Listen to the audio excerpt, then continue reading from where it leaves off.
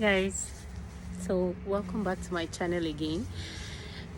Today I'm basically going to share a video going viral here in Ontario, about a refugee camp somewhere in Mississauga, and I think a Nigerian lost his life in that camp. My main reason for wanting to share this video with my viewers is to buttress on the point I raised in my last few videos on ensuring that you don't make plans to travel abroad with the hope that you pay off your tuition with the job you're able to secure when you get to your place of study. Ideally, I understand that this is the kind of plans that lots of African students have at the back of their mind when they are applying to study.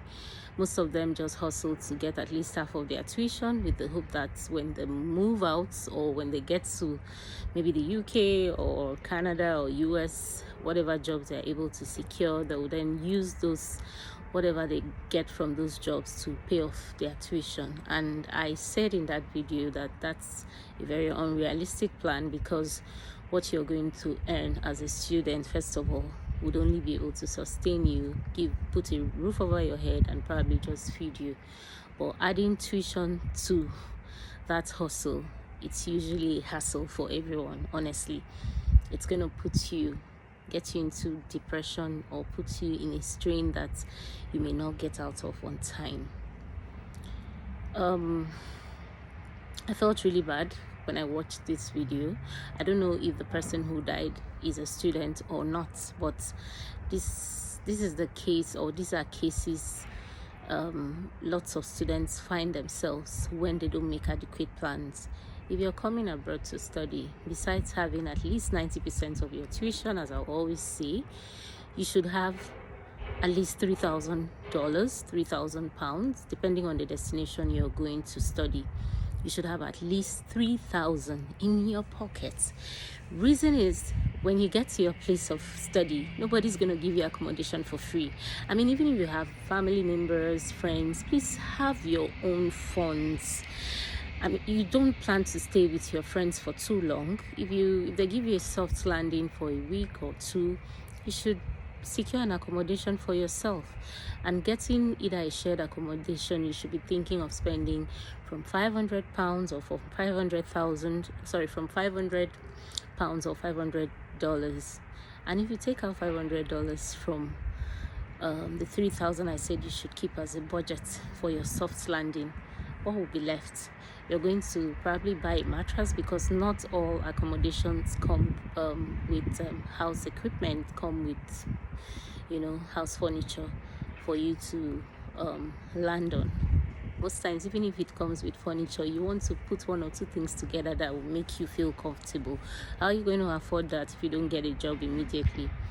You're also going to be needing funds to commute, to go to school, to check out your banking, settle yourself, your social insurance number. There are a lot of things you do when you arrive for your studies, even before your academic starts, that you need to put together. And then looking for a job. Jobs don't come in handy. A lot of people, for some people it takes them a month, for some 3 months, for some as far as 6 months before they can get a job. So guys, if you don't get a job on time, and you're also dealing with going through your academics, how do you expect to cope? This is the reason why a lot of people come abroad and they get depressed. It's difficult enough to be in a new environment where you know no one, where you have to build a new life from the scratch, build your community, make new friends. It's already difficult, so don't add finances to it. I'm not saying come with too much money, but just come with something that can sustain you, so you don't find yourself in refugee camps. You don't find yourself in places that you would never be in if you were in your country. Guys, watch this video and just let me know what you think. Yeah, hello ladies and gentlemen, we're right here at the shelter in Mississauga, and all right, this is exactly the spot where a young man from Nigeria died last week Wednesday. Now you see the tent they were living in, you can see it all the way down there.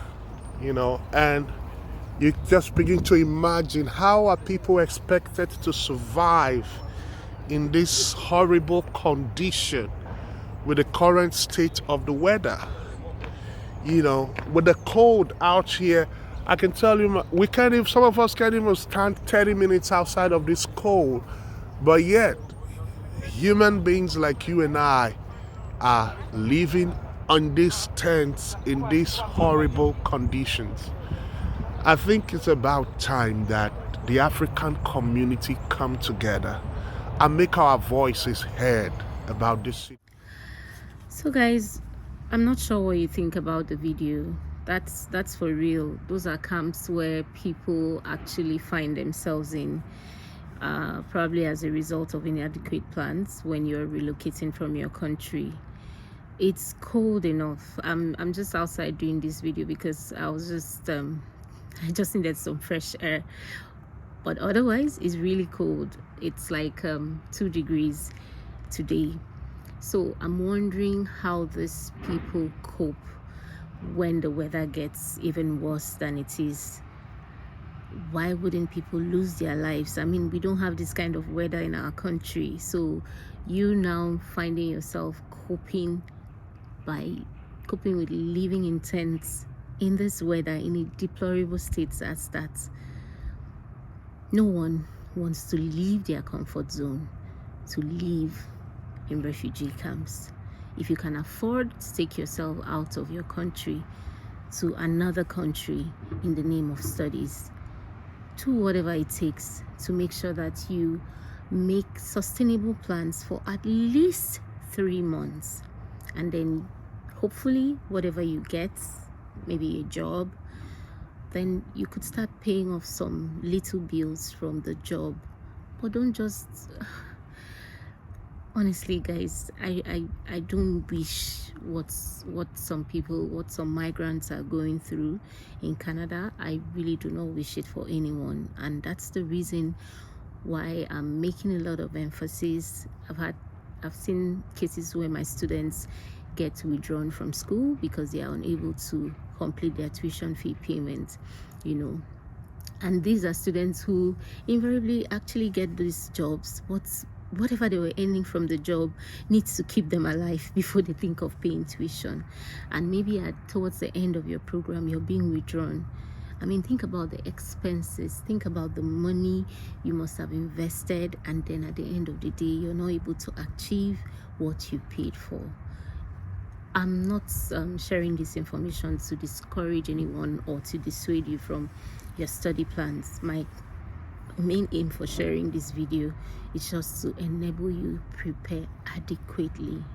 Honestly, if you're well prepared, no matter the stress, as long as, I know especially Nigerians, we have thick skin, like things don't really break us easily, but if you don't plan, you're gonna break down, guys, and you don't want that. So please do me a favor, share this video, share this information. You never know what message you're helping to pass across to the person next door who may not have access to this video. So please share, like, and subscribe. I'll be sending out more videos soon. Thank you for watching today. Bye.